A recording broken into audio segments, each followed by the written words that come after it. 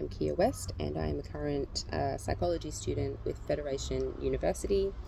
I am titling this video Zooming In, Zooming Out, a reflection on systems theory, which is what we've been exploring this week, Module 3.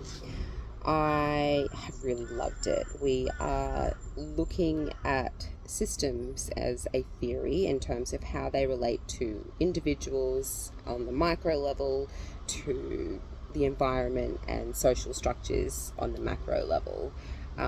Systems theory gives definitions to the different systems within systems within systems, and provide us different frameworks to understand how we interrelate with each other, with the world and the environment. It's something that clicked straight away. I really resonated with this theory. I think it parallels well with previous studies I have done, being a spiritual director, my intuitive intelligence training, really kind of going into the intuitive sciences. This theory pairs and marries well with that. And it talks about we are systems within systems within systems, and we can see that on a very biological level. If we look at a single body, it is a system within systems, and that is also at the level of from a social level as well. What made sense to me in terms of when we apply systems theory to social work and how we make an impact in society was first order change and second order change. So first order change is essentially where we are looking at theories and practices that relate to individuals within a system. We might be looking at more of a psychoanalytic lens to try to change how an individual experiences themselves and the world around them. Whereas second order change talks more to changing the system itself. We tend to prioritize first order change, and I've just done a very wonky reflection on my assessment that I have done for this course, where I identified the gaps between theory and practice in the domestic violence sector. And within the practices that I experienced as a woman who had to escape violence, all of the practices that I suppose experienced were very much first order change. There is not really much happening. That's right, in terms of second order change. We are not looking at the system that is really the fuel to the fire that is domestic violence in Australia. Something that I can absolutely acknowledge as a limitation to systems theory is that it is very general in nature and difficult to translate into practical targeted action. This is something that I would really like to dig into a little bit more, because I get that, and I think that feels like a really fun challenge to look at how we can make it more specific and look at making tangible, practical, actionable steps to actually change systemic issues. For me, what makes the most amount of sense, without having gone any deeper into it yet, other than what we've learned in this week's learning, is policy.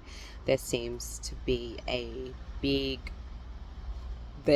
like, for me, that's where a lot of our problems lie in the status quo, is policy. Even in the realm of psychology, we have a lot of red tapes. There's red tapes everywhere, and I think those red tapes are keeping people in isolation too much. And again, this is all at a level of an opinion so far, because I haven't actually done any background research into this yet, but I intend to. But that does seem like a big opportunity for us to target change, and also a big challenge. Oh god, I can't wait to get into that one. It just feels juicy. What also kind of made sense to me when I was exploring the content this week was the reductionism debate, especially when it comes to chaos and complexity theory. Now, chaos theory is something that I have nerded out on before. I really, really freaking love it. When I teach the science of intuition, I use the chaos theory because I just think it's something that we can actually see when we use the zoomed out perspective of chaos theory. The example I used in a reflection discussion this week was, for example, a zebra's stripes. This is chaos theory in action. On a micro level, we would need to look through very fancy tools to be able to see the systems within systems within systems that enable a follicle to produce black or white hair on a zebra. But when we zoom out on that, it happens. We don't actually see the very minute mechanisms of that occurrence. We would just see a zebra that looks perfect in its design, as though it has been orchestrated that way.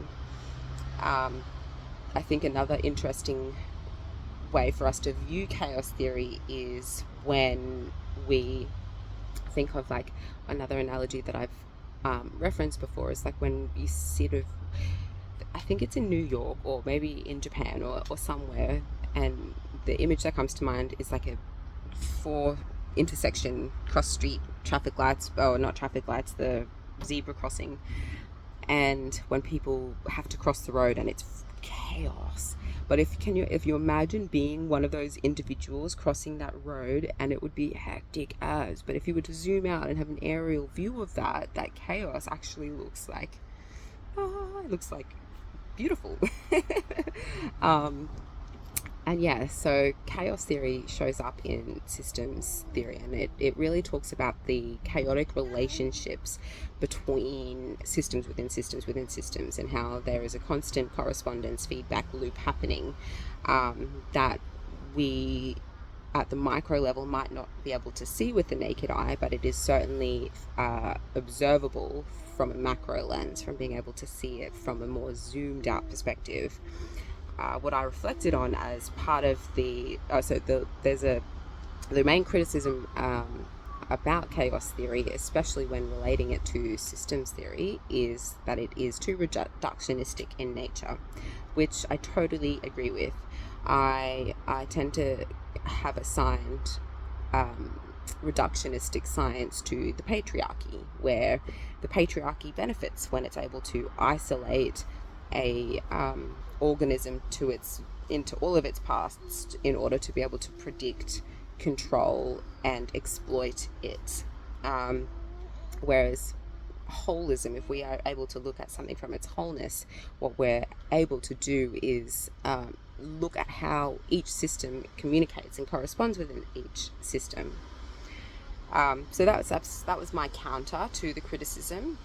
If we're looking at chaos theory from its formulaic nature, from it as an algorithm, yes, it's way too reductionistic. There are way too many variables. We could look at every possible scenario and we would just never get anywhere. It's not efficient, it's not effective.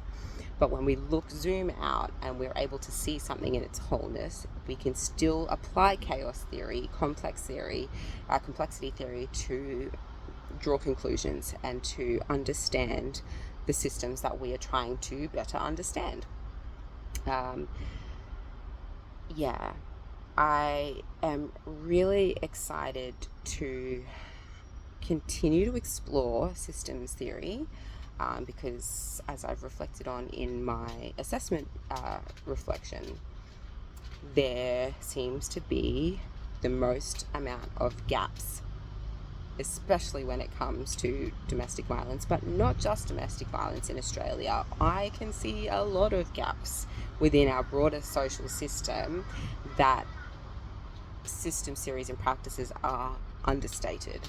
And I am very curious about how the patriarchy falls into that. I'm also very interested to learn more about matriarchal systems, to see what theories and practices there that could potentially close some of the gaps, build some bridges in the system, especially this patriarchal system that we live in.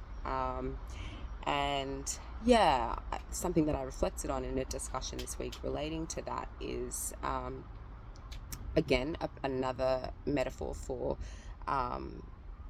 chaos theory being the metamorphosis process of a caterpillar, where essentially a caterpillar will eat until it reaches its full capacity, and then its system essentially goes into entropy because it's no longer sustainable for it to stay as a caterpillar. It then goes into a chrysalis where all of those cells that made the caterpillar dissolve into a chaotic, messy, mushy mess, and those cells then redesign themselves into its new sustainable system where it emerges as a butterfly.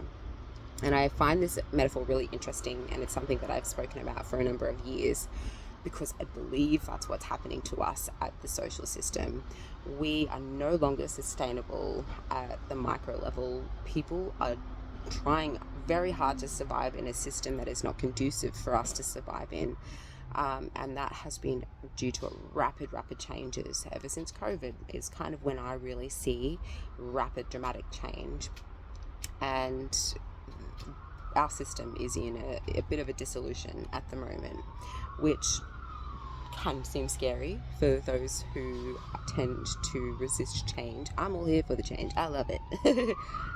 So for me, it's very interesting to explore this concept, chaos theory, applying it to the dissolution of our society as we know it, which very much looks to us like families in absolute distress, a rise in all of the mental health crisis and physical health crisis. Like, we are in significant amounts of crisis.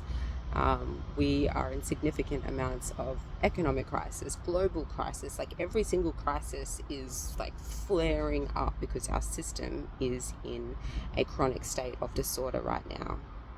And for me, this is something that is painful, but also something to invite curiosity and excitement around, because where all of the cells like in the chrysalis, where we're kind of turning into this mushy, messy, chaotic, disordered expression of a system, can only direct us to reconfigure, realign, and emerge as a new sustainable system. The patriarchy, in my opinion, again, this is something that I would love to dig into the literature to kind of back it a bit more, and just a student opinion, is no longer sustainable. I am very curious about what a matriarchal system might look like, or somewhere in between. Something that I've noticed about human nature is we seem to pendulum swing from one extreme to the other, and sometimes I think we are doing that in order for us to learn, okay, this is what it's like at this extreme, not so good. Let's swing over this way, okay, not so good at this extreme too. Maybe there's somewhere in the middle that is sustainable. We're kind of teetering with that at the moment. So anyway, this is a bit of a waffly, rambly reflection. It was fun for me. I hope it was enjoyable for you. If you have anything you would like to share, please do so in the comments. Otherwise, hang around for more rambly reflections on my channel.